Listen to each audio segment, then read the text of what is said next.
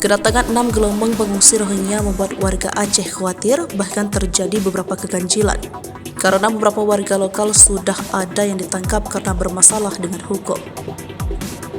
Hal ini diungkap oleh anggota DPR RI asal Aceh M. Nasil Jamil yang meminta pemerintah pusat memindahkan seluruh imigran Rohingya di Aceh. Hal itu disampaikan setelah rapat Komisi 3 DPR RI bersama Menteri Hukum dan HAM Yasona Laoly Selasa 21 November 2023. Dulu awalnya memang masyarakat di Aceh menerima dengan tangan terbuka, ujarnya. Tapi lama-kelamaan kami melihat ada sesuatu yang ganjil dari kehadiran mereka di Aceh, katanya.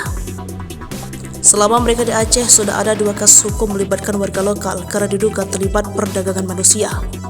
Maka ia meminta Menkumham Yasona Laoly menyampaikan ini kepada Presiden Jokowi dan Menko Polhukam Mahfud MD.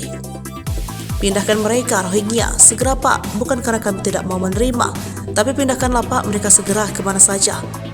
Apakah ke pulau yang masih kosong di Nusantara ini atau di mana? Harap Nasir. Seperti diketahui, gelombang pertama sebanyak 196 mendarat di Desa Kale, Kecamatan Muara 3, PDIE, Selasa 14 November.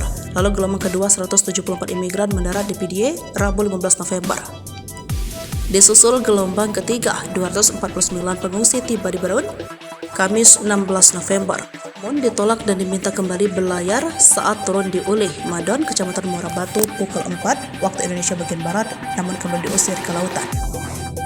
Gelombang keempat para pengungsi dari etnis Rohingya mendarat di Aceh Minggu 11 November 2023 lalu. Gelombang kelima ada 256 pengungsi Rohingya di Gandapura Berun, Minggu 19 November 2023. Ditampung sementara di Balai Nelayan kawasan Desa Lapang Barat Berun.